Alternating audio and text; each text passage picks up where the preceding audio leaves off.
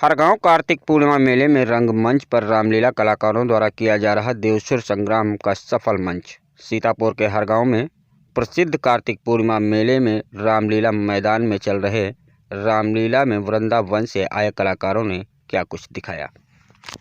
आप हमारा ये भस्म कंगन मांग रहे हैं, लेकिन ये कोई साधारण वस्तु नहीं है जो कि इसे हम तुम्हें दे दें। ये तो हम तुम्हें नहीं दे सकते हैं। साधारण वस्तु होती तो हम मांगते ही नहीं, तो इसलिए हम साधारण वस्तु तो हमारे गले में ही बहुत पड़ी हुई है। तो इसीलिए हम तुम्हें ये भस्म कंगन नहीं दे सकते हैं। क्यों नहीं दे सकते हैं आप? मैंने आपका तप किया है। ये तो आपका प्रण है नहीं कि जो तप करे आपके द्वारे पे आए और आप उसे निराश लौटा दें। क्या ऐसा कभी इतिहास में पहले हुआ है? आपकी बड़े बड़े दैत्यों ने, राक्षसों ने तपस्या की है और जिसने जो मांगा है आपने सबको वही वरदान दिया है। मैं तो केवल भस्म कंगन मांग रहा हूं, आपने तो अमरत्व तक का वरदान दे दिया है और दैत्यों को। फिर मेरी बात आप ऐसा क्यों कह रहे हैं कि मैं नहीं दे सकता? ये भी सत्य है, आपने हमारा तप किया है, हमको प्रसन्न किया है और फिर आपने हमसे जो वरदान मांगा है वह हम आपको दे भी नहीं रहे। लेकिन हाँ, एक बार हम तुम्हारी माताजी से अवश्य पूछ लेते हैं कि इनका क्या विचार है, हम अपना भस्म कंगन तुम्हें दें या नहीं दें। पूछ लो। हे देवी पार्वती, ये वक्तासुर हमसे भस्म कंगन मांग रहा है, इसलिए आप अपना विचार प्रकट कीजिए कि हम अपना ये भस्म कंगन इसे दें या नहीं दें। स्वामी, मेरे विचार से तो आप इसे भस्म कंगन मत दीजिए।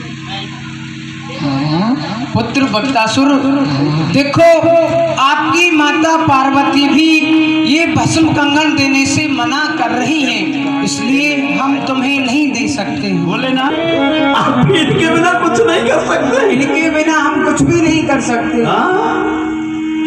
तो इन्होंने तो मना कर दिया है, तो फिर अब आपके वचन का क्या होगा जो आपने हमें दिया है? उस तपस्या का क्या होगा जो हमने आपकी की है? तो पुत्र वक्तासुर, देखो हम अपना भस्म कंगन आपको दे देंगे, क्योंकि आपने हमारी तपस्या की है। उपयोग नहीं कर नहीं, दुरुपयोग तो इतनी अमोघ वस्तु का कैसे किया जाएगा? और इसका एक बात और बताइए, आप पूछिए। इसका प्रभाव आप मुझे समझा दीजिए। इसका प्रयोग और प्रभाव कैसे होगा? इसका प्रभाव यही है कि जिसके मस्तक पर आप इसको रख देंगे और भस्म बोलकर इससे कह देंगे, तो समझ लो वही व्यक्ति, वही प्राणी उसी समय पर भस्म हो जाएगा। अच्छा, चाहे कोई भी हो, चाहे वह कोई भी हो, आपकी सृष्टि में हो या आपकी सृष्टि से भी ऊपर हो। हमारी सृष्टि में नहीं, अपितु ब्रह्मा की सृष्टि में भी जो भी जितने प्राणी हैं, जिनके मस्तक पर ये रख दिया जाए तो वह भी नहीं बच सकते हैं। तो फिर लाइए, बड़ी कृपा। भोलेनाथ से निराला, शंभु बाबा से निराला कोई और नहीं। भोलेनाथ से निराला, गौरी शंकर से निराला कोई और नहीं। 3 बार यदि कह दिया जाए भस्म भस्म भस्म, तो वह भस्म हो जाएगा। और ये प्रयोग यदि आपके ऊपर किया जाए तो ये अपना काम करेगा या नहीं करेगा? देखो रहे हम आपके गुरु हैं, हाँ, और ये तुम्हारी माता है, लेकिन ऐसा करना कभी करना नहीं। आपके प्रति ऐसा भाव मेरा तो कभी आ ही नहीं सकता। तो मैं तो पूछ रहा था, मैं देख लूं जरा। नहीं नहीं, अरे नहीं, ये करता है कि नहीं अपना? अरे नहीं, ये कोई साधारण चीज नहीं है।